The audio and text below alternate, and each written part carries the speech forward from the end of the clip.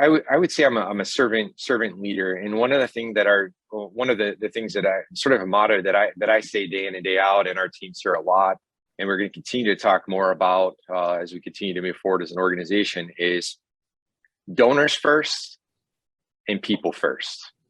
And we all know donation doesn't happen without the donor and their families, and it's all thanks to the donor and their families that transplant happen. Lives are saved and lives are enhanced.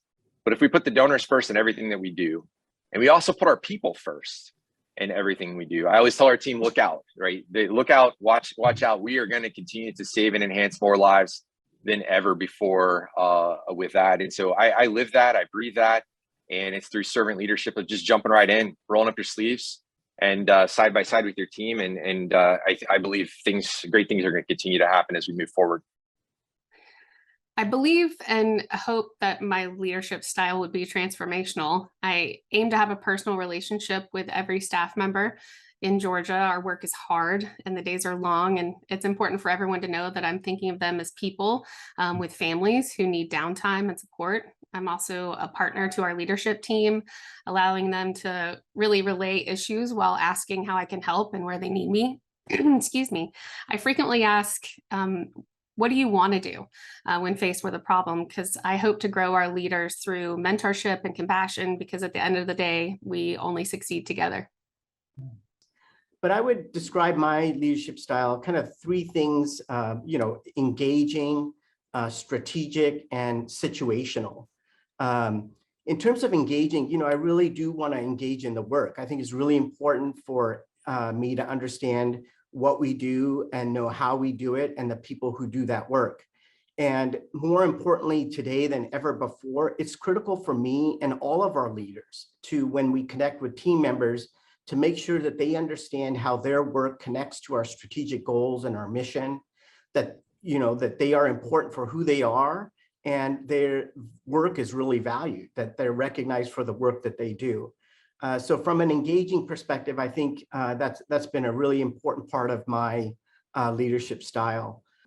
My leadership style naturally is to be a servant leader and a coach, and to help people hopefully achieve more than they ever believed possible while we motivate the team. And since 2020, when I took over as CEO, we've built a whole new executive team at Donor Alliance. They are doing great things as we all work with our board of directors and invest in our workforce. We've switched gears a little bit through the pandemic and had to invest in staff and look at a growth strategy and continue to make sure that we can be there for all the donor families and offer the option of donation and make transplant happen for those people who need us the most. So working with the team, working with the Donor Alliance full staff and our community has been a great thing in my first 2 years as CEO. I would describe it as collaborative.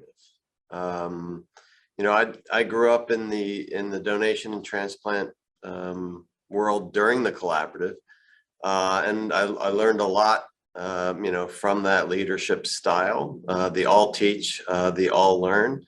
And it's something that has really stuck with me, because I think the best ideas come from the people who are working for us. And the more that we can learn from each other and teach each other and collaborate, the more we'll be able to produce the results that we're expecting, more people getting transplanted. My leadership style is actually very, very collaborative. And it's also very transparent. And I believe sometimes to a fault.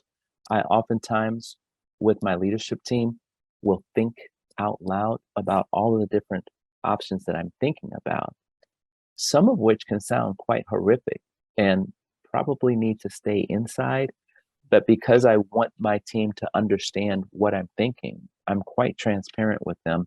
And then I do want their input and their decision, because it's often been said about surgeons that we're seldom wrong, but never unsure.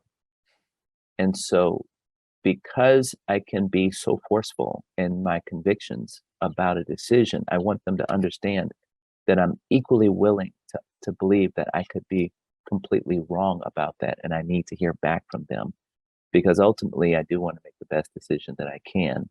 I tell them, alone I can make a good decision. With a couple of my other leaders, I can make a better decision. But with my entire leadership team, I can make an excellent decision.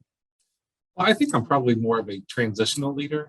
I think given my experience with the longevity in this career, my personal experience of my daughter becoming an organ donor 4 years ago, I think I tend to inspire people and probably try to lead by example. I think everything that I've gone through really just shows the passion that I have for this industry. I try to be a role model for the behavior which I want my staff to have.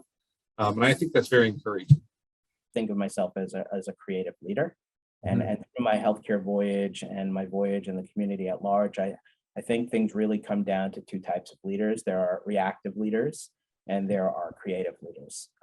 And I've, worked for many who were both, but I think that, when you have complex problems in the world and you can see innovative solutions around them and know how to bring people together in a, not red ocean way, but a blue ocean way, in a way that's less competitive and more collaborative, in a way that could create new cutting edge solutions, to build up our industry, not just live on New York, not just our region, but to live vicariously through your members and the OPOs that they lead, to live vicariously through their success, to live vicariously through their failures, and equally to live through, our success and failures here, so that we could all, raise that tide together.